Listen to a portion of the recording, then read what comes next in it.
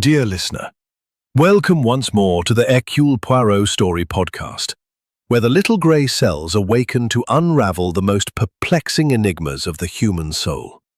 Tonight, we transport you to the fog-shrouded moors of the English countryside, to Ruby Hall, a grand estate of ancient stone where ivy clings like secrets to the walls and the wind whispers tales of doom through the chimneys. It is the autumn of 1925, a time when the leaves turn to blood-red hues and the chill air carries the promise of storms yet to break. Chapter 1. The Summons to Ruby Hall. The train from London, its steam curling like spectres into the chill October air, hissed to a stop at a desolate platform in the heart of Devonshire. The station, little more than a wooden shelter amidst the rolling moors, stood shrouded in a fog so dense it seemed to cloak the very truth. Hercule Poirot, that most celebrated of detectives, stepped onto the platform with the precision of a metronome, his silver-topped cane tapping a deliberate rhythm upon the damp stones. A man of diminutive stature, yet possessed of a colossal intellect, Poirot's presence commanded attention. His egg-shaped head, crowned by a meticulously groomed moustache, gleamed under the weak light of a gas lamp. His attire was a study in elegance, a charcoal wool suit tailored to perfection, patent leather shoes polished to a mirror's sheen, and a Homburg hat tilted just so, defying the mist's attempt to mar its form. His green eyes, sharp as a falcon's, surveyed the scene, missing nothing. Not the scuff of a porter's boot, nor the faint scent of peat smoke lingering in the air. Poirot had been summoned by an urgent missive from Sir Reginald Montague, a gentleman of considerable wealth and an insatiable passion for rare gems. The letter, penned in a bold yet tremulous hand, had arrived at Poirot's London flat 2 days prior, its words etched in his memory. Mon cher Poirot, the blood ruby stirs unease at Ruby Hall. I fear the curse is no mere fable. Join me for its unveiling, and let your grey cells banish the shadows that gather. The invitation intrigued. Gothic masterpiece, its towers piercing the heavens, its windows framed in ancient lead, its walls encrusted with ivy that seemed to pulse with secrets. The carriage halted before the great oak doors, carved with heraldic beasts that glared down with unyielding menace. Poirot alighted, his cane tapping upon the gravel, and was met by Elias Thorne, the butler, a man of 60 winters, his gaunt frame stooped yet dignified, his hollow cheeks etched by decades of service. Thorne's eyes, grey as the moorland mist, held a depth of unspoken loyalties.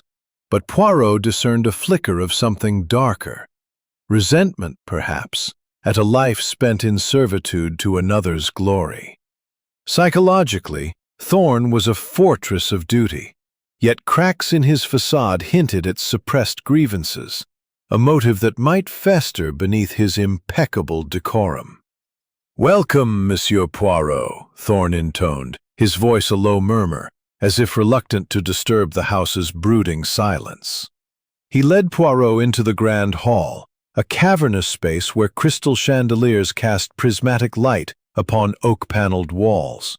Portraits of Montague ancestors stared down, their stern visages a silent jury over the unfolding drama. The air was redolent of beeswax and old money, but an undercurrent of unease lingered, like the scent of a storm yet to break. Sir Reginald Montague descended the grand staircase, a robust figure in his late 50s, his florid complexion betraying a fondness for port and a life of excess. His occupation as a gem merchant had filled Ruby Hall with treasures, but none so infamous as the blood ruby, a crimson gem the size of a pigeon's egg, said to have been torn from a Rajah's crown in the days of the East India Company. Its curse was whispered in drawing rooms from Calcutta to Mayfair, death to those who claimed it. their blood spilling as red as the stone itself. Sir Reginald's eyes gleamed with defiance as he clasped Poirot's hand. "Poirot, the man to put this cursed nonsense to rest.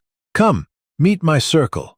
The company assembled in the drawing room, where a fire crackled. Physique, honed by polo and reckless living, was clad in a tweed suit that strained slightly at the shoulders. His charm was effortless, yet his eyes betrayed a gambler's desperation, debts piling like storm clouds. The ruby, Poirot surmised, was his ticket to salvation, or ruin.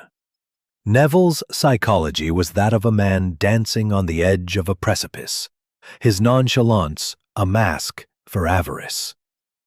Miss Clara Beaumont, Sir Reginald's secretary, sat primly, her mousy brown hair in a severe bun, spectacles perched on a sharp nose. At 35, her sensible tweed and unadorned appearance belied a mind as sharp as a ledger. Yet her psychological profile revealed a secret infatuation with her employer, a devotion that could sour into jealousy, perhaps toward Lady Evelyn, whose elegance she could never rival. Her motive might lie in unrequited love, a dangerous ember in a heart so disciplined. Colonel Harlan Fitzroy, a rival gem collector, filled the room with his presence, a burly veteran of 50, his scarred cheek a memento of Boer War battles, his grizzled beard framing a laugh that masked envy. Clad in a tailored jacket, he exuded the confidence of a man accustomed to command. Yet his eyes lingered on Sir Reginald, with barely concealed rancor. His psychology was that of a warrior, defeated not by steel, but by wealth. Sir Reginald had outbid him for the ruby, a wound to his pride that festered like an untreated scar. Mrs. Lydia Graves, the housekeeper, bustled about, a rotund woman of 52 with florid cheeks and a mob cap framing a stern face. Her hands, calloused from years of toil, moved with practiced efficiency, but her eyes held a smoldering grudge. Having served the Montagues for generations, she knew their secrets, perhaps one that justified vengeance for a wrong buried in the past. Her psychological profile suggested loyalty, tempered by resentment, a motive that might surface like a moorland spring.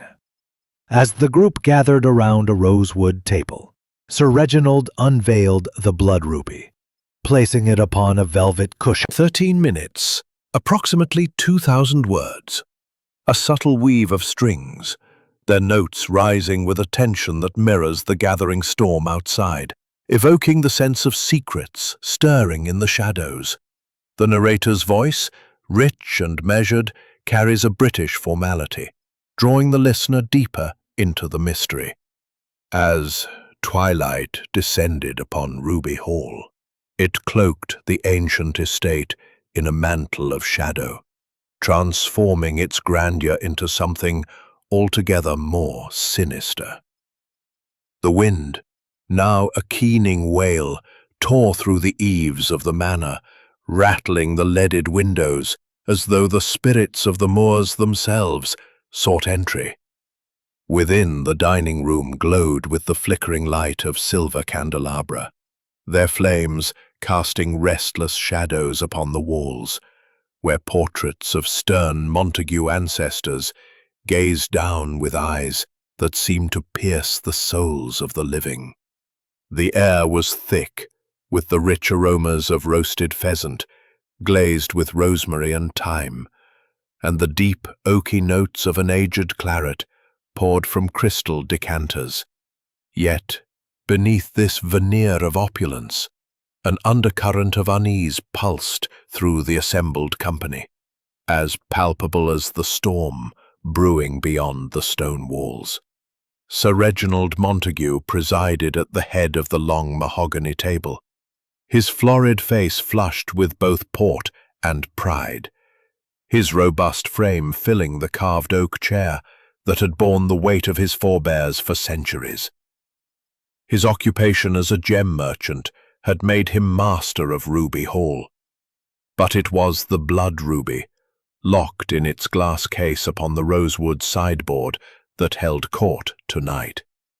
The gem, a crimson orb the size of a pigeon's egg, seemed to pulse with an inner fire, its facets catching the candlelight and refracting it into shards of blood-red light that danced across the damask tablecloth.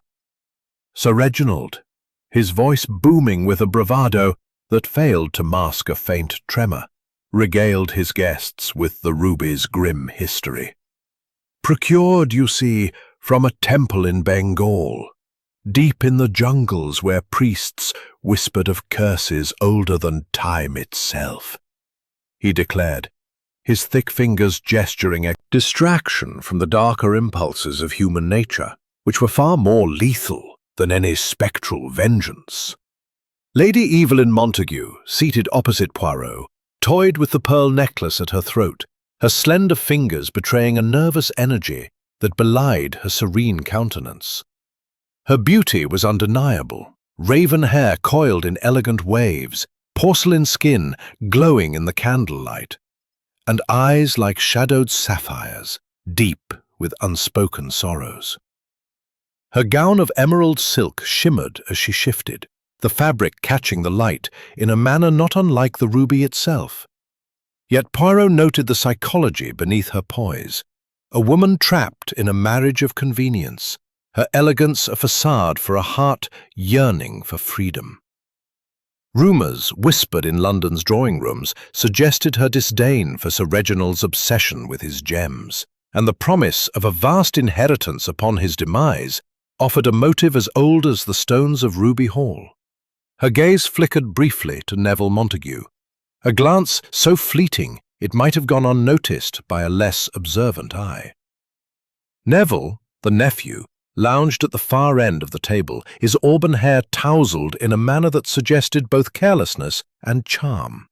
At 28, he was a figure of youthful vigor, his polo-honed physique clad in a tweed suit that strained slightly at the shoulders, as if impatient to be free of restraint. His rakish moustache and easy smile masked a gambler's desperation, his eyes gleaming with a hunger that Poirot recognized all too well. Neville's debts, accrued in the gaming houses of London, were the talk of certain circles, and the blood ruby represented a glittering salvation or a perilous temptation. "Uncle, these tales of curses are for children and fools," he scoffed, his voice light, but his pallor betraying a flicker of unease. "A gem like that is worth more in a vault than in a ghost story." His fingers drummed an impatient rhythm upon the table, a psychological tell of a man whose nonchalance was a fragile veneer over a churning sea of avarice. Miss Clara Beaumont, Sir Reginald's secretary, sat primly to Neville's left, her mousy brown hair drawn into a severe bun, her spectacles perched upon a sharp. Fitzroy, a rival gem collector, filled his chair with the bulk of a man accustomed to battlefields, his grizzled beard framing a face scarred by a Boer war-saber. At 50, he exuded a rough-hewn charisma, his tailored jacket stretched across a broad chest, his booming laugh a weapon to disarm suspicion. Yet his eyes, hard as flint, betrayed a simmering envy as they fixed upon the ruby's case. Sir Reginald had outbid him for the gem at a clandestine auction in Amsterdam, a defeat that stung the colonel's pride like a fresh wound. "Poppycock!" he roared, slamming his fist upon the table, causing the crystal glasses to tremble. "That ruby's worth a king's ransom, curse or no. I'd have had it myself if not for your deep pockets, Montague." His bluster was a mask, Poirot noted, for a psychology rooted in rivalry, a warrior's need to conquer, even if it meant crossing into darker territories. Mrs. Lydia Graves, the housekeeper, moved silently among the diners, her rotund figure swathed in a starched apron, her mob cap framing a face flushed with the exertion of her duties. At 52, Her calloused hands and stern demeanor spoke of a life spent in service, yet her eyes held a smoldering resentment, a grudge nurtured over decades of toil for the Montague family. She knew their secrets, Poirot suspected, secrets that could unravel reputations or justify vengeance for a wrong buried in the past. As she refilled the claret, her gaze lingered on the ruby, a flicker of something unreadable crossing her florid cheeks. Her psychology was that of a loyal servant, bound by duty, yet chafing at invisibility. Her motive perhaps rooted in a long, festering slight. The dinner progressed, the clink of silver against porcelain punctuated by conversations that veiled deeper motives. Neville, his tone casual but probing, inquired about the estate's value, his eyes gleaming with the cupidity of a man who saw only pound signs in his uncle's legacy. "This pile must be worth a fortune, uncle. Ever think of selling?" His question hung in the air, a red herring to divert attention from his true interest. Housekeeper's curt nod and the tightening of her lips. "Aye, sir, I've seen much," she replied, her voice a gravelly whisper, as if reluctant to disturb the ghosts that lingered in Ruby Hall's corridors. Her response was a clue, Poirot thought, a hint of hidden knowledge that might surface like a moorland spring, muddying the waters of truth. As the meal drew to a close, the storm outside intensified, thunder rolling like the gods' displeasure, lightning illuminating the dining room in stark flashes that revealed the faces of the company in unguarded moments. Sir Reginald rose, his glass raised in a toast. "To the blood ruby, and to defying its curse." His words were met with strained smiles, each guest's thoughts veiled by propriety. Poirot's keen gaze caught a subtle anomaly, a faint muddy footprint near the sideboard, too fresh to have been left before the storm's onset at 9 o'clock. It was a man's boot, larger than Neville's, perhaps the Colonel's, though the timeline suggested otherwise. A red herring? Or a careless mistake? The master of Ruby Hall clapped his hands, signalling the end of the meal. "To bed, all of you! Tomorrow we shall appraise the ruby properly, and put these superstitious vapours to rest." The company dispersed, their footsteps echoing in the cavernous halls. But Poirot lingered, his cane tapping thoughtfully. He approached the ruby's case, noting another clue, a second scrap of emerald silk, identical to Lady Evelyn's gown, caught in the hinge. Carelessness, he wondered, or a deliberate misdirection planted to cast suspicion. The storm growled outside, as if in answer, and Poirot knew that the night would bring revelations far darker than the legend of the blood ruby. Chapter 3. Shadows in the Night. 13 minutes, a low ominous hum of cellos, punctuated by the distant rumble of thunder, evoking the restless spirits of the night. The narrator's voice, refined and resonant with and suppressed desires. Hercule Poirot, ensconced in his guest chamber, paced before a crackling hearth, the fire's warmth doing little to dispel the chill of suspicion that gripped him. The room, a study in Edwardian excess, was adorned with heavy brocade curtains that swayed like spectres in the draught, and a four-poster bed carved with gargoyles that seemed to watch his every move. Poirot, ever immaculate in his silk dressing gown, his silver-topped cane resting against an armchair, was a figure of relentless order amidst the chaos of the night. His egg-shaped head tilted slightly, his meticulously groomed moustache twitching as his green eyes, sharp as cut emeralds, reflected the firelight. The little grey cells, as he called them, were alight with activity, dissecting the evening's interactions with surgical precision. The dinner had revealed much. Neville Montague's thinly veiled avarice, Lady Evelyn's quiet desperation, Colonel Fitzroy's blustering envy, Miss Beaumont's concealed passion, and Mrs. Graves's simmering resentment. Each was a thread in a tapestry of deceit, and Poirot knew that somewhere within its weave lay the truth of the blood ruby's curse. Down the corridor, in the master's study, Sir Reginald Montague sat alone, a solitary sentinel, guarding his most prized possession. The room was a sanctum of masculine opulence. Leather-bound tomes lined the walls, their gilt titles glinting under the light of a single gas lamp.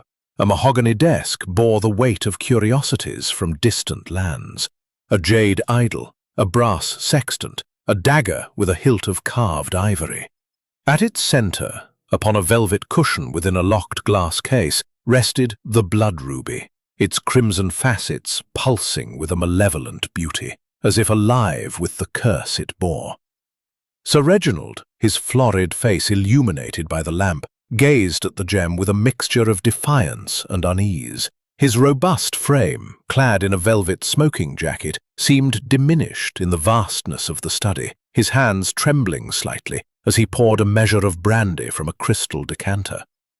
"I defy you," he muttered to the ruby, his voice a low growl, as if challenging the spirits of Bengal to prove their wrath. Unbeknownst to him, a shadow moved beyond the locked door. Must fear their greed, their secrets. His eyes, grey as the moorland fog, flickered with a knowledge that Poirot, had he been present, would have marked as a clue. Their exchange was a red herring, perhaps, designed to divert attention from personal grievances, yet it hinted at a deeper understanding of the house's undercurrents. Mrs. Graves' psychology was one of loyalty tempered by a grudge nurtured over decades.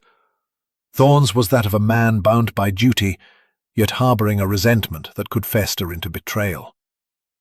Miss Clara Beaumont, in her austere chamber, sat at a small writing desk, her spectacles glinting as she penned a letter by the wavering light of a single candle. Her mousy brown hair, freed from its severe bun, fell in thin strands about her shoulders, and her tweed nightdress was as unadorned as her daytime attire. Her hand trembled as she wrote, the ink smudging slightly, a confession of love, perhaps, or the outline of a darker design. Her psychology, Poirot would later deduce, was a labyrinth of devotion and jealousy. Her unrequited feelings for Sir Reginald, a motive that could ignite into malice. The letter, if discovered, might serve as a physical clue, its contents a potential misdirection to obscure her true intentions. On the veranda, Colonel Harlan Fitzroy braved the storm, his burly frame silhouetted against flashes of lightning as he puffed on a cigar, its ember glowing like a tiny ruby in the darkness. His scarred cheek, a relic of Boer war battles, twitched as he stared into the night, his grizzled beard damp with rain. His footprints, pressed into the mud, would soon be obliterated by the downpour, but their presence was a clue Poirot would later seize upon. The Colonel's psychology was that of a warrior, defeated not by steel, but by wealth. His envy of Sir Reginald's ruby, a wound to his pride, that festered like an untreated scar. "You'll not best me forever, Montague," he muttered, the words lost to the wind, a psychological tell of a man whose rivalry could turn deadly. In her chamber, Lady Evelyn Montague tossed restlessly, her emerald silk gown discarded in favour of a lace nightdress that clung to her porcelain skin. A nightstand, a testament to his gambler's soul, drowning in debts that threatened to engulf him. The ruby, he knew, could settle his creditors' demands, but at what cost? His psychology was that of a man teetering on the edge of ruin, his charm a fragile mask over desperation. A gambling chit, tucked into his valise, would later surface as a clue, perhaps a red herring planted by another, to cast suspicion.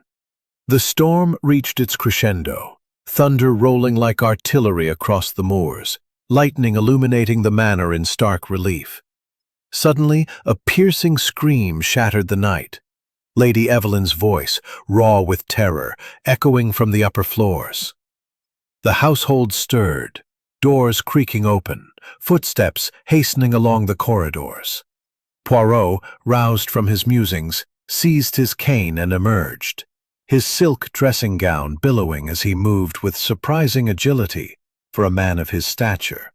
"Mon Dieu, what transpires?" he called, his voice cutting through the chaos as he joined the others converging upon the study door, its heavy oak unyielding, locked from within. Neville pounded upon the portal, his fists bruising against the wood. "Uncle, open the door!" he shouted, his voice laced with panic, or was it feigned? Lady Evelyn, her nightdress clutched about her, trembled in the hallway, her sapphire eyes wide with horror. "I heard a sound, a dreadful sound," she gasped, her words a potential clue, or a performance to deflect suspicion. Colonel Fitzroy, his cigar discarded, arrived breathless, his boots leaving faint traces of mud upon the runner. Miss Beaumont, spectacles askew, clutched a shawl about her shoulders, her face pale as parchment. Mrs. Graves and Thorne, summoned from below stairs, stood like sentinels, their expressions unreadable, but their eyes darting with unspoken thoughts. The door remained silent, save for the storm's relentless fury. Poirot, his cane tapping urgently, surveyed the scene, his gray cells whirring. The locked study, the scream, the gathering suspects, each was a piece in the puzzle, and he sensed the picture was about to take a darker turn. "We must enter," he declared, his voice calm but commanding. The storm outside raged on, its fury rattling the leaded windows of Ruby Hall, as if nature itself recoiled from the scene about to be unveiled. Hercule Poirot, his silk dressing gown cinched tightly about his diminutive frame, stood at the threshold, his green eyes gleaming with the intensity of a hawk surveying its prey. His silver-topped cane rested lightly in his hand, its rhythmic tap silenced for the moment, as the little grey cells within his egg-shaped head prepared to dissect the tableau before him.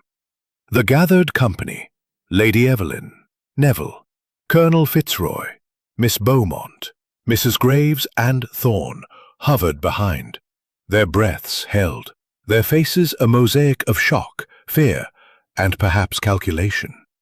The air was thick with the scent of beeswax, brandy, and something darker, an iron tang that hinted at the horror within. As the door swung inward, a gasp rippled through the group, and Lady Evelyn clutched Neville's arm, her sapphire eyes widening in a display that seemed equal parts genuine and theatrical. The study, bathed in the flickering glow of a single gas lamp, revealed a scene of macabre horror. Sir Reginald Montague lay slumped over his mahogany desk, his robust frame unnaturally still, his florid face contorted in a rictus of agony. A pool of blood, dark and viscous, spread from a deep, jagged wound at his throat, staining the blotter and seeping into the grain of the wood. In his rigid right hand, clutched with a desperation that spoke of his final moments, gleamed the blood ruby, its crimson facets catching the lamplight and casting sinister reflections across the room. The gem, said to be cursed by the vengeful spirits of a Bengal temple, seemed to mock the assembled with its unmarred beauty, as if it had indeed exacted its price. The study was sealed, windows latched tightly against the storm, no sign of forced entry, the key still in the lock from the inside. The curse, it appeared, had struck with lethal precision. Poirot stepped forward, his patent leather shoes silent upon the Persian rug, his gaze sweeping the room with surgical precision. Hand, or a cunning misdirection by a mortal one. Lady Evelyn, her lace nightdress trembling about her porcelain frame, let out a stifled sob and sank into Neville's arms, her raven hair spilling like ink across his shoulder. "Oh, Reginald," she wailed, her voice a tremulous lament that could have been born of grief or masterful thespianism. Poirot noted her dishevelled state, her gown slightly torn at the hem, and another clue caught his eye, a scrap of emerald silk, identical to the one found earlier in the ruby's case, now lying near Sir Reginald's foot. Was it a careless oversight, or a planted red herring to cast suspicion upon the widow? Her psychology, one of suppressed desires and quiet desperation, suggested a woman capable of great passion, perhaps even violence, to secure her freedom. Neville, his auburn hair dishevelled, his tweed pyjamas rumpled, stood rigid, his charm replaced by a pallor that betrayed shock or guilt. "Uncle, who could do this?" he stammered, his voice cracking, though his eyes flickered toward the ruby with a hunger that belied his words. His gambler's soul, drowning in debts, saw the gem as salvation, but Poirot wondered if his desperation had driven him to murder. A physical clue emerged, a footprint in the blood, small and delicate, too petite for a man's boot, pressed into the rug near the desk. It suggested a woman's presence, but whose? Neville's own boots, visible beneath his pyjamas, were clean, yet his alibi that he had retired by 11 was suspect given the timeline. Colonel Harlan Fitzroy, his burly frame filling the doorway, blustered loudly, his scarred cheek twitching. "The curse! I warned him, the fool!" he roared, his grizzled beard quivering with indignation, or a performance to mask his envy. His boots, Poirot noted, bore traces of mud from his earlier sojourn on the veranda, but they did not match the delicate print in the blood. His psychology, that of a warrior defeated by wealth, suggested a motive rooted in professional rivalry. Sir Reginald's triumph in acquiring the ruby had wounded, written in haste, perhaps the forged lure that had drawn Sir Reginald to his doom. Mrs. Lydia Graves, the housekeeper, crossed herself, her florid cheeks paling as she muttered, "The curse! It's taken him, as I feared." Her stout frame trembled, but her eyes held a steely resolve, as if she had long anticipated such a calamity. Her psychology, one of loyalty laced with resentment, suggested a motive tied to a past wrong, perhaps a family secret buried in Ruby Hall's history. A bloody apron, glimpsed beneath her shawl, raised Poirot's suspicions, though she would later claim it was from butchering meat for the morrow's breakfast. Was it a red herring, or evidence of her proximity to the crime? Elias Thorne, the butler, stood silent, his gaunt frame a shadow against the wall, his hollow cheeks etched deeper by the lamplight. His grey eyes betrayed nothing, but Poirot sensed a depth of loyalty that could conceal darker impulses. Thorne's claim of hearing a muffled cry at midnight clashed with Neville's alibi of being abed by 11, but timeline inconsistency that Poirot filed away. The butler's psychology, duty masking potential resentment, suggested a motive tied to years of underappreciated service, though no physical evidence yet pointed to him. Poirot rose, his cane tapping once, decisively, upon the rug. "This room, it is a stage, mes amis, and the clues are the props of a most cunning drama." His eyes swept the scene again, cataloguing details. The ruby clutched in Sir Reginald's hand, its surface pristine despite the blood. The stopped clock on the mantel, frozen at 12:05, though Thorne's cry was heard at 12:15. The latched windows, ruling out external entry. The absence of a murder weapon, suggesting it had been concealed or removed. Hidden motives began to crystallize. Lady Evelyn stood to inherit a fortune. freeing her from a loveless marriage. Neville's debts made the ruby a desperate prize. Fitzroy's envy could have driven him to reclaim his honor through murder. Miss Beaumont's love, Poirot's little grey cells were already weaving them together. Chapter 5. Interrogations begin. Evoking the relentless march of time and truth in Ruby Hall, the narrator's voice, resonant with British formality, carries a measured gravitas, pulling the listener into the unraveling mystery. Dawn broke over Ruby Hall with a reluctance that mirrored the mood within its ancient walls, the grey light filtering through the fog that clung to the Devonshire moors like a shroud of secrecy. The storm had abated, leaving behind a damp chill that seeped into the bones of the manor, its stone corridors heavy with the weight of the previous night's tragedy. The air was thick with the scent of wet earth and extinguished candles, a reminder of the darkness that had enveloped Sir Reginald Montague's final moments. In the library, a cavernous chamber of towering shelves, burdened with arcane volumes, Hercule Poirot assembled the household, his diminutive figure commanding the room with an authority born of intellect rather than stature. His charcoal suit, immaculate despite the sleepless night, and his silver-topped cane, tapping rhythmically upon the polished floor, were as much a part of his presence as his piercing green eyes and meticulously groomed mustache.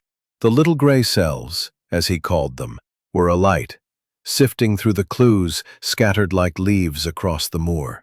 The emerald silk, the delicate footprint, the stopped clock, the ink smudge, and the web of motives that bound each suspect to the murder of the master of Ruby Hall. The library's atmosphere was oppressive, the air redolent of aged paper and the faint tang of fear. The suspects sat in a semicircle of high-backed chairs, their faces a gallery of guarded expressions, each a player in a drama where innocence was as elusive as the morning mist. Lady Evelyn Montague, her raven hair pinned elegantly despite the hour, sat with her hands folded in her lap, her sapphire eyes shadowed by sleeplessness. Her emerald silk gown had been replaced by a somber black dress, a nod to mourning that seemed both genuine and calculated. Neville Montague, his auburn hair disheveled, slouched with a feigned nonchalance, his tweed jacket creased from a night of restless pacing. Colonel Harlan Fitzroy, his suspicion. "Mes amis," he began, his voice a calm beacon in the storm of their thoughts. "The murder of Sir Reginald Montague is no act of spectral vengeance, but a deed most human, driven by motives as old as these stones: greed, envy, love, revenge.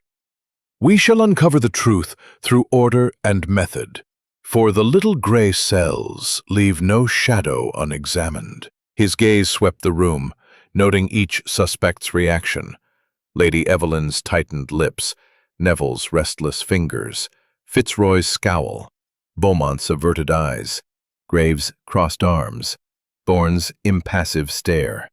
He commenced with Lady Evelyn, his tone polite but probing. "Madame, your relations with your husband, they were harmonious, oui?" She lifted her chin, her porcelain skin flushed faintly, her fingers twisting a lace handkerchief.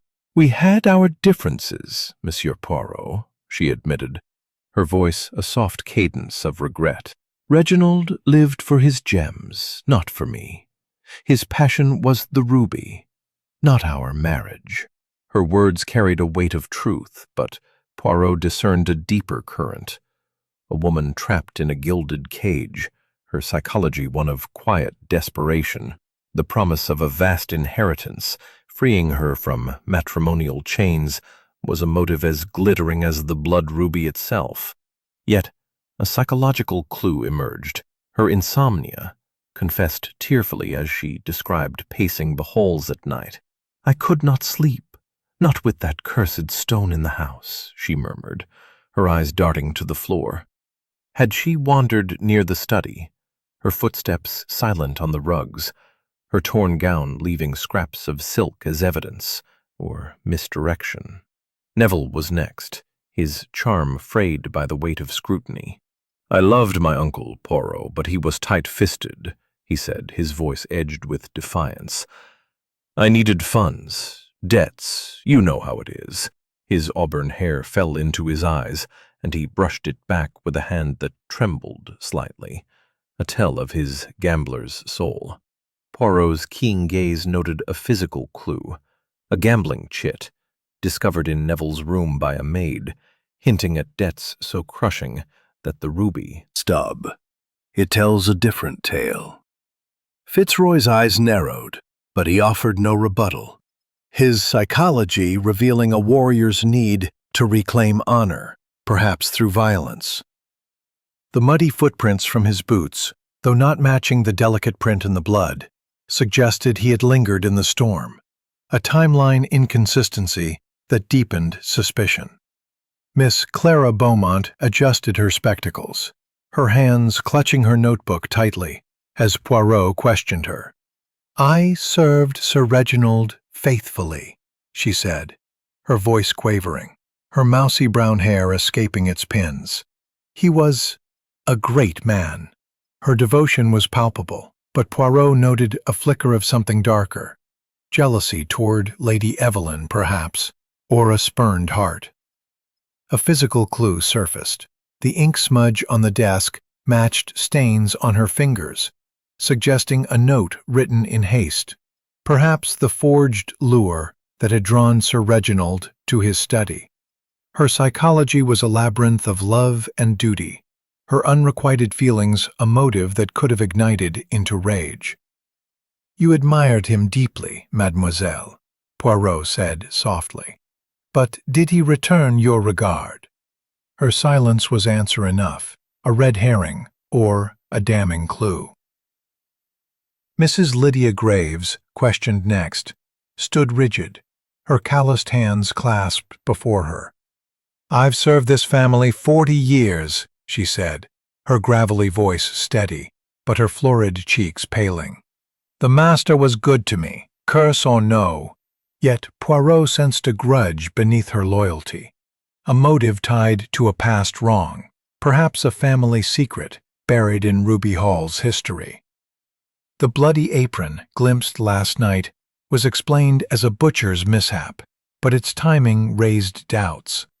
Her psychology suggested a woman bound by duty, yet chafing at invisibility, her knowledge of the house's secrets a potential weapon. Elias Thorne, the butler, was last, his gaunt frame a shadow against the bookshelves. "I heard the cry at midnight, sir," he said, his gray eyes meeting Poirot's without flinching. "I was in the servants' quarters, preparing for the morrow." His alibi held, but Poirot noted a psychological. As the company dispersed, their footsteps echoing in the silent halls, Poirot lingered, his gaze fixed on the library's ancient volumes. The truth was near, but the shadows of Ruby Hall held it tightly. A clock's ticking grows louder, then fades into the rustle of turning pages and the distant howl of the wind. Chapter 6. Clues Amid the Mist. Timestamp 1 minute 30 seconds. Duration 13 minutes. Approximately 2,000 words. Istafoid to my way, with landscapes resonant with British formality, carries a measured intensity, drawing the listener deeper into the unraveling mystery of Ruby Hall. The morning mist clung to the Devonshire moors, like a veil of suspicion, wrapping Ruby Hall in a damp embrace that mirrored the fog of deceit within its ancient walls. The storm had spent its fury, leaving behind a world washed clean, yet heavy with the weight of Sir Reginald Montague's murder. The manor stood silent, its towers piercing the grey sky, its ivy-clad stones whispering of secrets older than the blood ruby itself. Hercule Poirot, his charcoal suit as pristine as ever, his silver-topped cane tapping a deliberate rhythm, ventured onto the grounds, his green eyes scanning the landscape with the precision of a cartographer mapping uncharted territory. The little grey cells, as he called them, were alight, piecing together the fragments of evidence scattered like shards of broken glass. The emerald silk, the delicate footprint, the stopped clock, the ink smudge, and the fingerprints on the ruby's case. Each clue was a thread in a tapestry of treachery, and Poirot was determined to weave them into a pattern that would reveal the murderer's hand. The veranda where Colonel Harlan Fitzroy had smoked his cigar in the storm's embrace was his first destination. The wooden boards, slick with rain, bore faint traces of mud, though the deluge had erased much of the evidence. Poirot knelt, his gloved hand hovering over a sodden cigarette stub. Fitzroy's brand, its paper embossed with the crest of a London discarded or deliberately placed. Poirot's gaze swept the grounds, where the moors stretched endlessly, their heather and gorse glistening with dew. A faint trail of disturbed earth led from the veranda to a copse of twisted oaks, but the rain had blurred its edges, rendering it useless as evidence. Yet the trail hinted at movement, perhaps someone fleeing the scene, or staging a false path to mislead. The detective's mind turned to the delicate footprint in the study's blood, too small for Fitzroy's heavy boots, but suggestive of another's presence. Lady Evelyn, Miss Beaumont, or Mrs. Graves? Each woman's psychology offered motives: freedom, jealousy, revenge. The trail, though washed away, was a reminder that the truth lay not only in what was seen, but in what was erased. Returning to the manor, Poirot sought out Miss Clara Beaumont, finding her in the morning room, a sunlit chamber where dust motes danced in beams of weak light filtering through mullioned windows. She sat at a writing desk, her spectacles glinting, her mousy brown hair pinned tightly, her tweed dress as severe as her demeanour. A ledger lay open before her, its pages filled with precise columns of figures, but her hands were idle, stained with ink that matched the smudge on Sir Reginald's desk. "Mademoiselle Beaumont," Poirot began, his voice gentle but probing. "You were devoted to Sir Reginald, oui? Yet devotion can breed complexities of the heart." Her lips tightened, and she adjusted her spectacles, a nervous gesture that betrayed her composure. "He was a brilliant man," she said, her voice quavering. "I served him faithfully. Nothing more." Poirot's keen eyes noted a diary tucked beneath the ledger, its leather cover worn from frequent handling. With her reluctant permission, he opened it, revealing entries that laid bare her soul. "Sir Reginald is my son, my purpose," one passage read, followed by a venomous note. "Lady Evelyn does not deserve him. She flaunts her beauty while I toil in shadows." The diary was a psychological clue, exposing a jealousy that could have ignited into rage if Sir Reginald had spurned her love. The events of the night.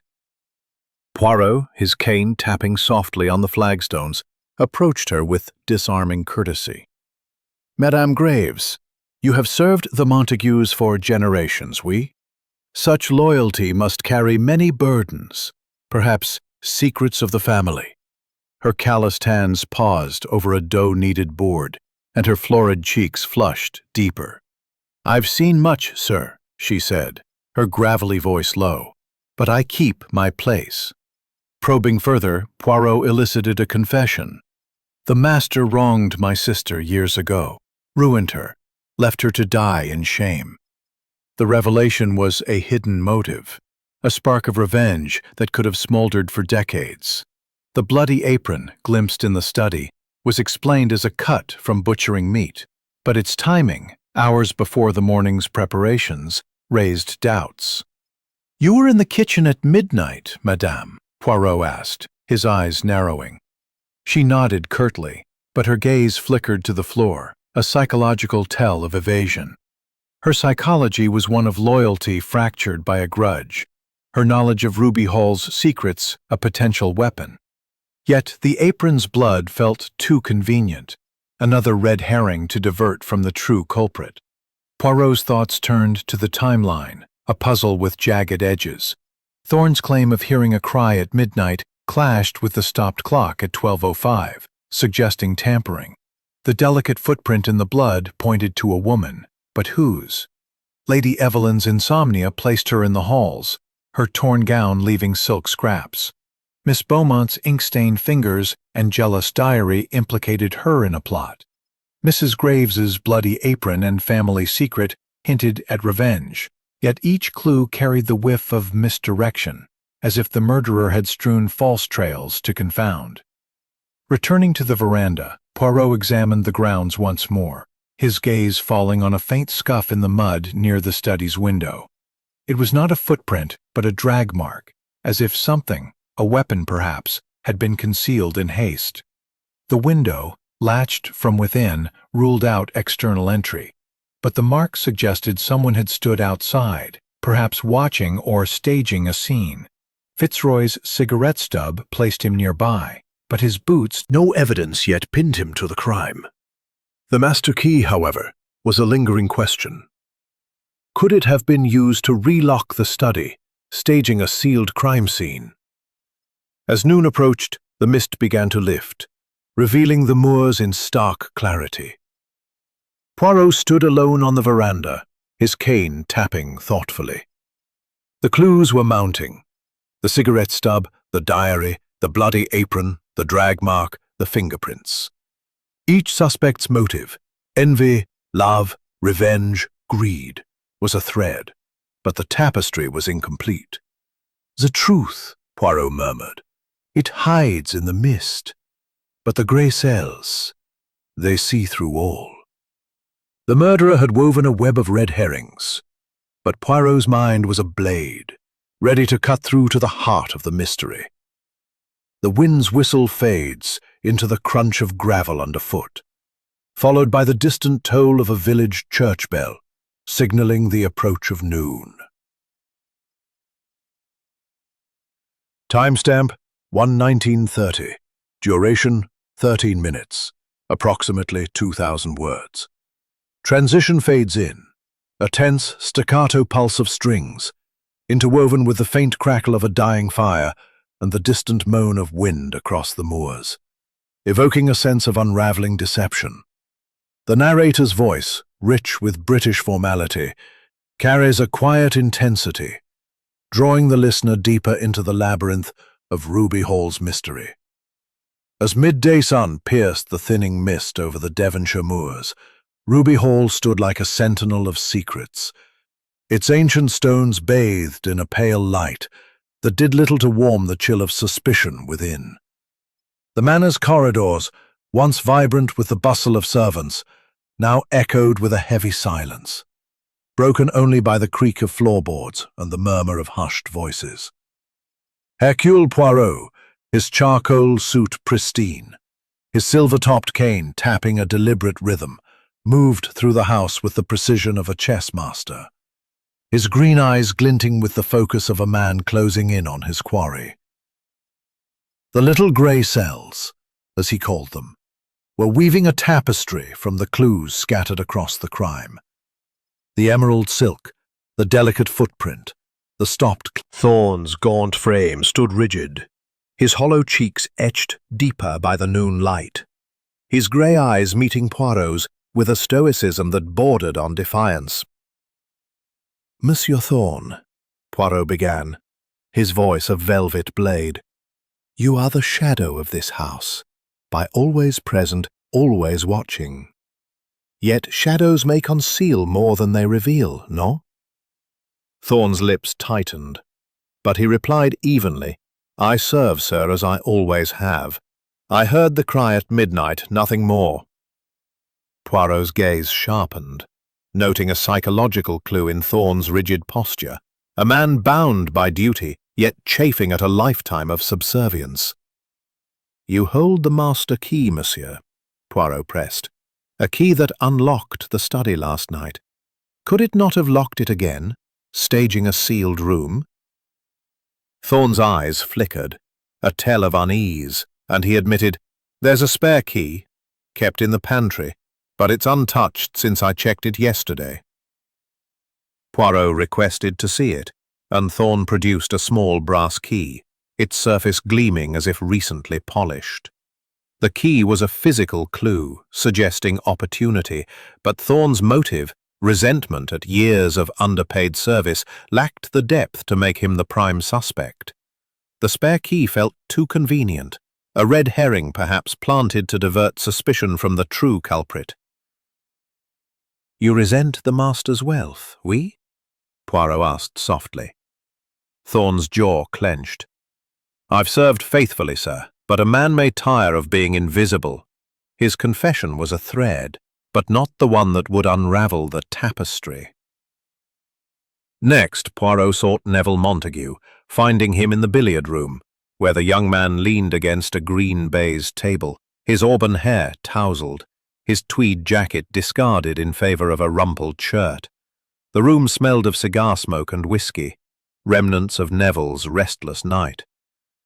"Monsieur Neville," Poirot said, his cane tapping once for emphasis, "your debts, they weigh heavily, no? The ruby could erase them in a moment." Neville's rakish charm faltered, his eyes darting to the window. "I won't deny I'm in deep," he admitted, his voice rough. "Freedom is for wealth. You and Madame Eveline, you are close, oui?" Poirot asked, his tone disarming. Neville flushed, stammering, "She's my aunt by marriage, nothing more." But the glance suggested otherwise, a thread that might lead to the heart of the crime, or another false trail. In the drawing room, Poirot discovered a new clue, a torn letter, half burned in the fire grate, its charred edges revealing fragments of a threat. "You stole what was mine. The ruby will cost you." The handwriting, bold and angular, matched samples from Colonel Fitzroy's correspondence, uncovered in Sir Reginald's desk. Poirot confronted the colonel in the conservatory, where the burly veteran stood among wilting ferns, his scarred cheek twitching as he puffed a fresh cigar. "You bid on the ruby in Amsterdam, monsieur," Poirot said, holding up the letter's remains. "This suggests a prior attempt to reclaim it, perhaps by theft or worse." Fitzroy's grizzled beard quivered with indignation. "Nonsense! I wrote no such thing," he roared, but his scar itched, a tell of deceit Poirot had noted earlier. The letter was a potent clue, implicating Fitzroy in a scheme predating the murder, yet its partial destruction felt staged, another red herring to muddy the waters. His psychology, pride wounded by defeat, suggested a motive, but the letter's discovery was too neat, as if meant to be found. Poirot's investigation led him to the servants' quarters, where Mrs. Lydia Graves was polishing silver, her calloused hands moving with mechanical precision. The air was sharp with the scent of polish and starch, a contrast to the housekeeper's troubled expression. "Madame Graves," Poirot said, his voice gentle, "your sister's ruin, it weighs upon you still. Did Sir Reginald's death balance that scale?" Her florid cheeks paled, and she set down a candlestick with a clatter. "I'd never harm the master," she insisted, but her eyes darted to a locked drawer in her desk. With her grudging consent, Poirot opened it, revealing a bundle of old letters, correspondence from her sister, detailing a scandal involving Sir Reginald's father. The letters were a hidden motive. Entries and ink-stained fingers pointed to a motive of spurned love, but the tweed scrap felt too obvious. Another red herring to divert from the true culprit. Her psychology, a heart burning beneath a facade of duty, made her a suspect, but the clues were piling too neatly against her. As Poirot paced the corridor, his cane tapping thoughtfully, he reviewed the timeline. Thorne's cry at midnight. The clock stopped at 12:05. The delicate footprint, the fingerprints on the ruby's case. Each suspect's alibi was fraying. Lady Evelyn's insomnia, Neville's debts, Fitzroy's cigar, Beaumont's ink, Graves' apron, Thorne's key. The red herrings were unraveling, revealing a pattern of deliberate misdirection. Someone had orchestrated this chaos, planting clues to confuse, the silk to implicate Lady Evelyn, the chit to damn Neville, the letter to accuse Fitzroy, the tweed to ensnare Beaumont, the apron to taint Graves. But who had the cunning to weave such a web? The sun climbed higher, casting long shadows across the manor's halls. Poirot paused by a window, gazing at the moors, where the mist was lifting to reveal a stark, unforgiving landscape. "The truth," he murmured. "It hides among these false trails. But the grey cells, they see through the fog." The fingerprints on the ruby's case loomed large, a clue yet to be matched, and the stopped clock suggested tampering, a deliberate act to fracture the timeline. The murderer was close, their shadow lengthening as Poirot's mind tightened the noose. The crackle of a fire fades into the soft tap of Poirot's cane, followed by the distant toll of a village bell, signalling the march toward truth. Chapter 8. The Web Tightens. Timestamp 1:32:30, duration 13 minutes, approximately 2,000 words. Transition a taut, suspenseful weave of strings, punctuated by the faint crackle of a fire and the distant howl of wind across the moors, evoking a tightening noose around the truth. The narrator's voice, resonant with British formality, carries a quiet urgency, pulling the listener deeper into the unraveling mystery of Ruby Hall. As evening descended once more upon Ruby Hall revelation, the little grey cells were alight, weaving the clues: emerald silk, delicate footprint, stopped clock, ink smudge, cigarette stub, drag mark, torn letter, tweed scrap, bloody apron, and fingerprints on the ruby's case, into a tapestry that was nearing completion. The red herrings, so cunningly strewn, were unraveling, and Poirot sensed the murderer's shadow lengthening under his scrutiny. The drawing room, where the suspects had gathered for dinner the previous night, was now the stage for Poirot's second round of interrogations. The gas lamps cast a golden glow, their light dancing on the velvet draperies and ancestral portraits, whose stern gazes seemed to judge the living with silent accusation. The air was thick with tension, each suspect's face a mask of guarded emotion. Lady Evelyn Montague, her raven hair pinned elegantly, her mourning black dress accentuating her porcelain pallor. Neville Montague, his auburn hair dishevelled, his tweed jacket creased from restless pacing. Colonel Harlan Fitzroy, his burly frame rigid, his scarred cheek twitching beneath his grizzled beard. Miss Clara Beaumont, her spectacles glinting, her mousy brown hair tight in its bun. Mrs. Lydia Graves, her florid cheeks flushed, her mob cap framing a stern face, and Elias Thorne, his gaunt frame a shadow at the room's edge, his grey eyes unreadable. Poirot stood before the hearth, where a fire crackled defiantly, its warmth unable to dispel the chill of deceit. "Mes amis," Poirot began, his voice a calm beacon in the storm of their thoughts. "The web of this crime is intricate, woven with threads of truth and falsehood, but the little grey cells, they see through the tangle, and the truth, it begins to emerge." His gaze swept the room, noting each suspect's reaction. Lady Evelyn's tightened fingers, Neville's restless glance, Fitzroy's scowl, Beaumont's averted eyes, Graves' crossed arms, Thorne's impassive stare. The clues he knew were converging, and the red herrings, designed to mislead, were losing their power. He turned first to Colonel Fitzroy, whose bluster had grown brittle under setup. A red herring to cast Fitzroy as the villain. His motive, envy born of a lost auction, was clear, but Poirot suspected the true culprit had exploited it. Next, Poirot confronted Miss Clara Beaumont, who stood clutching her notebook, her spectacles fogging with nervous heat. "Mademoiselle, your devotion to Sir Reginald, it was profound," he said, his tone gentle but piercing. "Yet Your diary reveals a jealousy toward Lady Evelyn, and the ink on your fingers matches a smudge in the study. Her face paled, her hands trembling as she adjusted her spectacles. I loved him, yes, but only as a loyal servant, she stammered. The ink. I was working late, nothing more. Poirot produced the tweed scrap found near the study's window, holding it up like a judge's gavel. This, from your dress, places you near the crime scene, no? Her eyes widened, and she gasped. I was checking the curtains, as I said. But her panic betrayed her, and Poirot noted a psychological clue.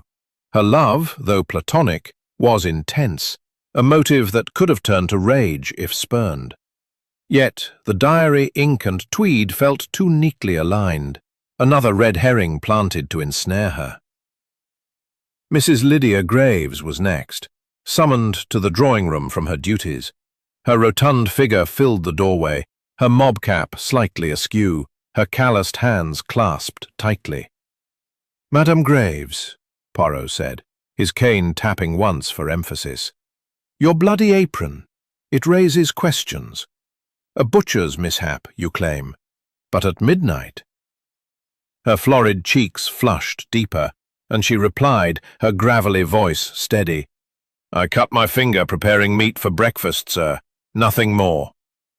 Poirot's eyes narrowed, recalling the letters in her desk about her sister's ruin.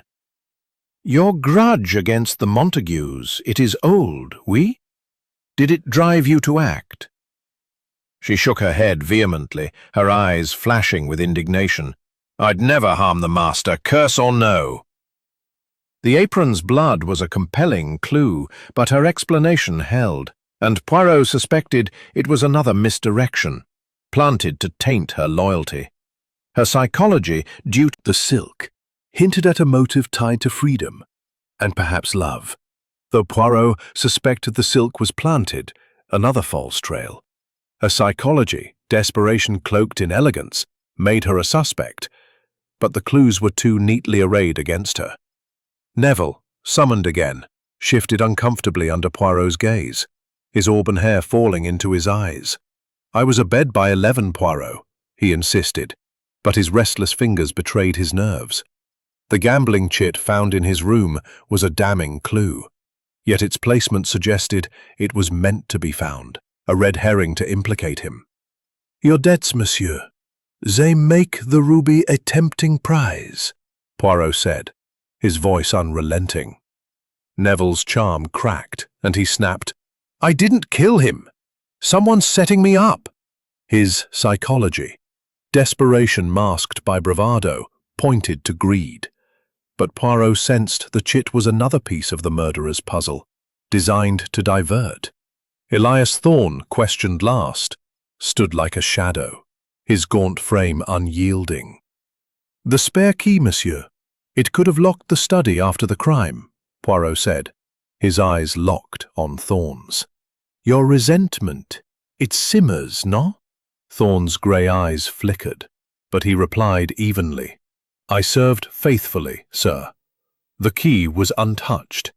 His alibi held, but the stopped clock at 12:05, clashing with his midnight cry, suggested tampering, a clue that could point to him or another. His psychology, loyalty tinged with bitterness, offered a motive, but the key's pristine state felt staged, another misdirection.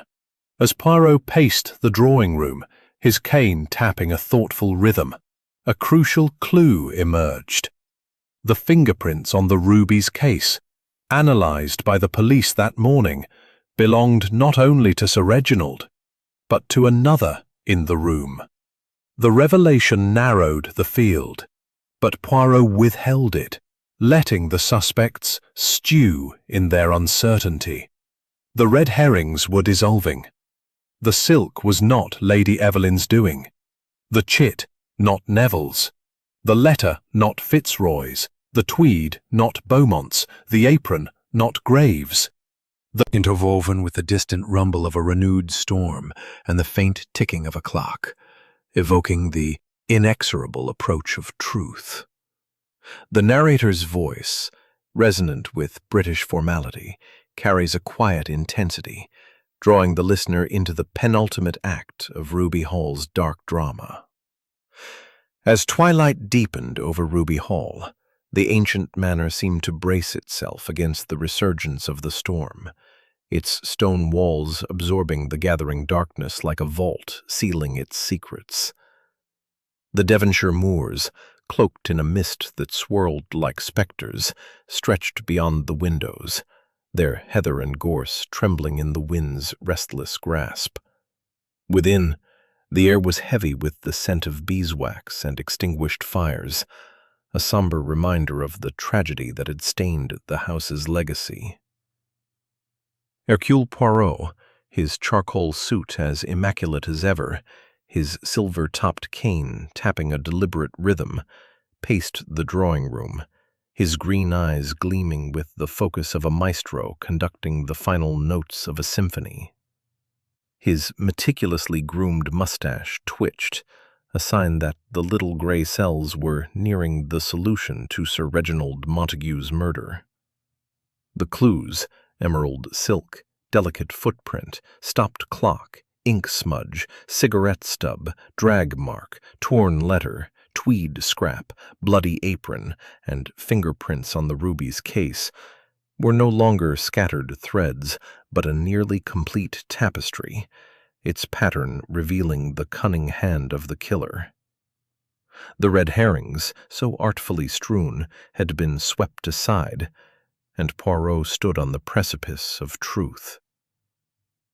The drawing-room, where the suspects had first gathered to behold the blood ruby, was now a stage for Poirot's final unraveling. The gas lamps cast a golden glow, their light flickering on velvet draperies and ancestral portraits, whose stern gazes seemed to demand justice.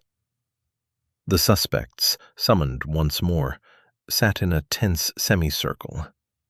Lady Evelyn Montague, her raven hair pinned tightly, her mourning black dress accentuating her porcelain pallor.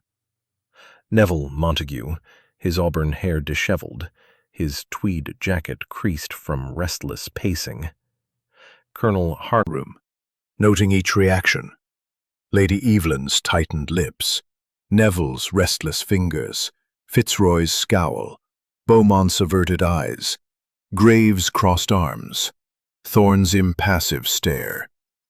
The red herrings, silk, chit, letter, tweed, apron, had been exposed as false trails, but the core clues, footprint, clock, fingerprints, and a hidden passage, were now the keys to the killer's identity. Poirot's mind turned first to the murder method, a revelation that had crystallized in the quiet hours of the afternoon. The slash across Sir Reginald's throat, so savage in appearance, was not the true cause of death. A closer examination, aided by the police surgeon's report, revealed a tiny puncture wound beneath the slash, barely visible but lethal. The weapon was not a blade, but a poisoned ring, its ruby setting concealing a needle laced with curare, a rare toxin that paralyzed its victim, causing Sir Reginald to clutch his throat in panic, slashing it himself with a letter opener in his final throes. The scene mimicked the curse's legend of blood flowing eternal, a cunning misdirection to mask the human hand. The killer, Poirot murmured. They knew the ruby's lore and used it to weave their deception. The locked study, a cornerstone of the mystery, was no supernatural barrier. Poirot had discovered a hidden passage, known only to a few, behind a bookcase in the study, a relic of Ruby Hall's smuggling past, its entrance concealed by a false panel. The passage led to the servants' quarters, accessible to someone with intimate knowledge of the manor. This passage, Poirot said, his cane tapping for emphasis. It allowed the murderer to enter and exit, locking the door with a duplicate key to stage a sealed crime scene. The spare key, found in Thorne's pantry was pristine, but a second duplicate, less polished, was discovered in a forgotten drawer in the library, suggesting premeditation. The timeline, fractured by the stopped clock at 12:05, and Thorne's claim of a cry at 12:15, was another clue. The clock had been deliberately stopped, a manipulation to contain. The letter, hidden from all but one, suggested a motive of desperation to protect a secret, or to punish its keeper. "This child," Poirot said, his voice low. "It is the shadow that drives our killer, a secret worth killing for." The fingerprints on the ruby's case, identified by the police, were a pivotal clue. They belonged not only to Sir Reginald, but to Miss Clara Beaumont, whose ink-stained fingers and tweed scrap had already raised suspicion. Poirot confronted her, his eyes piercing.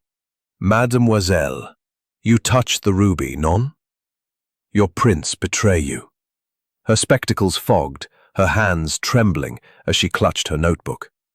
I dusted the case days ago," she stammered. But her panic was palpable. Her psychology, a heart burning with unrequited love, suggesting a motive if Sir Reginald had spurned her. Yet, the prince felt too damning. Another clue too neatly placed. Lady Evelyn, questioned next, admitted her insomnia had led her near the study, but she swore she never entered. The emerald silk, Poirot deduced, was planted, torn from her gown by another to cast suspicion. Her motive, freedom through inheritance, remained strong, but her psychology suggested grief, not guilt. Neville's gambling chit, Fitzroy's letter, and Graves' apron were similarly exposed as red herrings, each planted to mislead. Thorne's spare key, though suspicious, lacked a motive deep enough for murder. Poirot's gaze turned to the hidden passage, its existence known to the household's inner circle, servants and secretaries included. Miss Beaumont, as Sir Reginald's confidant, had access to the manor's secrets, including the passage. Her diary revealed not only jealousy, but a cryptic entry. "He keeps a secret that could ruin us all." Was this the bastard child? Or something more personal? The ink smudge, matching her pen, suggested she wrote the forged note luring Sir Reginald, and the tweed scrap placed her near the study's window, though she claimed it was from an earlier task. The storm outside renewed its fury, thunder rolling like a judge's gavel. Poirot ready to name it. Sharp and jarring, fades into the slow, deliberate tap of Poirot's cane, followed by the distant toll of a clock, signaling the approach of revelation. Chapter 10. Poirot's Revelation. Timestamp 1 minute 58 minutes 30 seconds. Duration 13 minutes. Approximately 2,000 words. Transition music fades in. A triumphant swell of orchestral strings, underscored by the distant rumble of thunder and the faint ticking of a clock, evoking the culmination of truth in Ruby Hall's dark drama.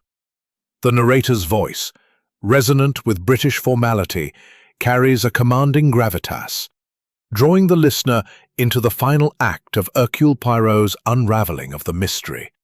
The storm, which had battered Ruby Hall through the night, now roared with renewed fury, as if nature itself demanded the truth be laid bare.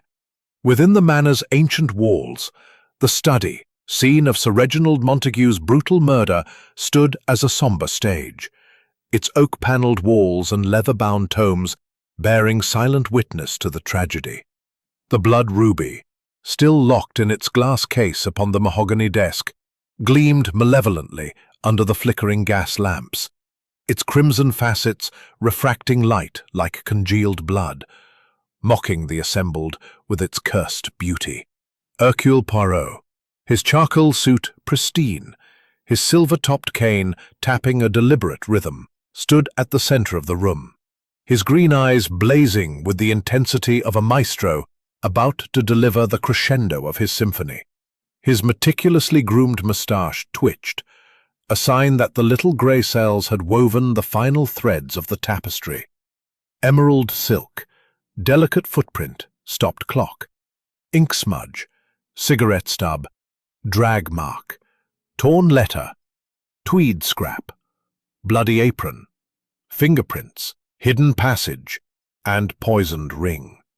The red herrings, so cunningly strewn, had been swept aside, and the truth stood naked before him. The suspects, summoned for Poirot's denouement, gathered in a tense semicircle around the desk. Lady Evelyn Montague, her raven hair pinned tightly, her mourning black dress accentuating her porcelain pallor.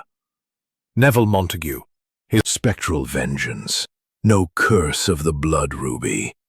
It is a crime most human, woven with a web of lies and red herrings to confound. But the little grey cells, they see through all deception. And tonight, the murderer shall be named. His gaze swept the room, noting each reaction. Lady Evelyn's tightened lips, Neville's restless fingers, Fitzroy's scowl, Beaumont's averted eyes, Graves' crossed arms, Thorne's impassive stare. The tension was palpable, the truth a blade poised to cut through the fog of deceit. Poirot paced slowly, his cane tapping a deliberate rhythm. Let us begin with the method, mes amis. This slash across Sir Reginald's throat, so savage in appearance, was not the cause of death. A tiny puncture wound hidden beneath delivered curare, a poison that paralyzed, causing him to clutch his throat in panic, slashing it himself with a letter opener in his final throes. The scene mimicked the ruby's curse, a cunning misdirection. He paused, his eyes narrowing. The weapon? A ring, its ruby setting concealing a needle, crafted with diabolical precision. The killer knew the ruby's lore and used it to stage their crime. He turned to the locked study, a cornerstone of the mystery. The room, sealed from within, was no supernatural barrier.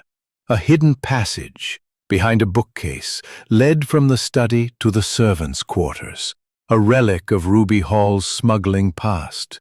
The killer entered, pricked Sir Reginald with the poisoned ring, and fled through the passage, locking the door with a duplicate key to stage a sealed crime scene. He produced the second key, found in a library drawer, its tarnished surface betraying recent use. This key, mes amis, it unlocks more than doors. It unlocks the truth. The timeline, Poirot explained, was the next piece. The clock, stopped at 12:05, clashed with Monsieur Thorne's cry at 12:15. The killer stopped the clock to obscure the hour of death. Sir Reginald was lured to his study by a forged note, pricked at midnight, and died moments later. The scream, heard by Madame Evelyn, came later, prompted by the twitched. But he nodded gruffly. Madame Graves, your sister's ruin by the Montagues suggested revenge, and the bloody apron raised suspicion. But it was a butcher's mishap, another misdirection. Graves's florid cheeks flushed, her eyes grateful. Monsieur Thorne, your resentment and the spare key hinted at opportunity, but your motive lacked depth. Thorne's gaunt frame relaxed slightly, his grey eyes softening. Poirot's eyes fixed on Miss Clara Beaumont, whose spectacles fogged with nervous heat. Mademoiselle Beaumont, it is you who wove this web, he declared, his voice a blade. Your fingerprints on the ruby's case, your tweed scrap near the study, your ink-stained fingers matching the forged note. These are no red herrings. She gasped, her hands clutching her notebook. Your diary revealed not only jealousy, but knowledge of a secret. Sir Reginald's bastard child, whose blackmail threatened to ruin him. You, as his secretary, knew of the child, knew of the hidden passage, knew the ruby's lore. Poirot paced, his cane tapping decisively. You learned Sir Reginald planned to change his will, excluding you despite your years of devotion. Your love, spurned, turned to rage. You forged the note, luring him to the study. You entered through the passage, pricked him with the poisoned ring, stopped the clock to confuse the timeline, and fled, locking the door with the duplicate key. The footprint, yours, sealed your fate. He held up a shoe from her room, its sole matching the blooded print. The little grey cells, they never fail. Beaumont's composure shattered, her spectacles slipping as she sobbed. He promised me everything, lied, she cried. I loved him, and he betrayed me with that secret. I couldn't let him ruin me. Her confession echoed, the storm's thunder a grim applause. The others stared, shocked, as Thorne moved to restrain her gently.